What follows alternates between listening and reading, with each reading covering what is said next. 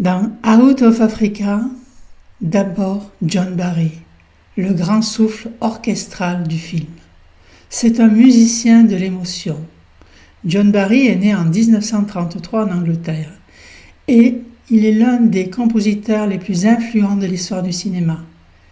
Il est le fils d'un exploitant de salles, il grandit littéralement dans les fauteuils rouges baignés de musique de film. Il commence d'abord par le jazz, puis se tourne vers la composition pour le cinéma dans les années 60. Des mélodies épiques, à la fois émotionnelles, vastes et romantiques, souvent portées par des orchestrations luxuriantes et lentes. La saga James Bond, c'est le style Barry. Et il est né avec James Bond contre le Dr No en 1962.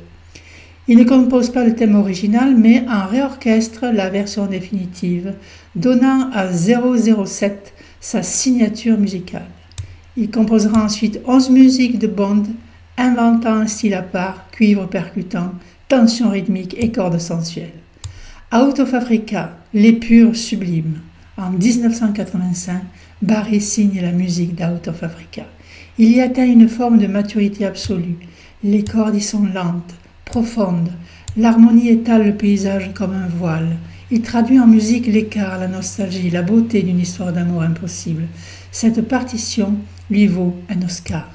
Des thèmes qui respirent. Le monde de Barry est aussi le compositeur de Le Lion en hiver, Oscar en 68, mélange de médiéval de modernité. Macadam Cowboy en 1969, profond et désillusionné. Danse avec les loups en 1990, où il sublime la relation homme-nature avec une partition ample, lyrique et contemplative. Somewhere in Time, film méconnu mais culte sur le temps et la perte. Une musique du désir et de la mémoire, ce que fait la force de Barry, c'est cette lenteur assumée. Il n'illustre pas, il étire, il épouse. Sa musique ne remplit pas l'espace, elle le déplie. Elle n'est jamais bavarde, toujours pleine de souffle. Elle laisse une trace mélodique dans le corps du spectateur. Barry, c'est la mémoire de l'éphémère. Il compose comme on écrit une lettre qu'on n'enverra jamais.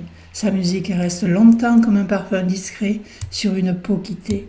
Il meurt en 2011, laissant une œuvre étendue, reconnaissable entre toutes. Une esthétique de la retenue. Barry n'a jamais cédé à la mode, ni à la surenchère sonore.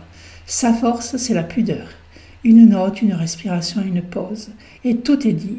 Il offre au cinéma un tempo méditatif, presque poétique. C'est le musicien de la beauté silencieuse, de la mémoire vive, du désir qui ne se ferme pas.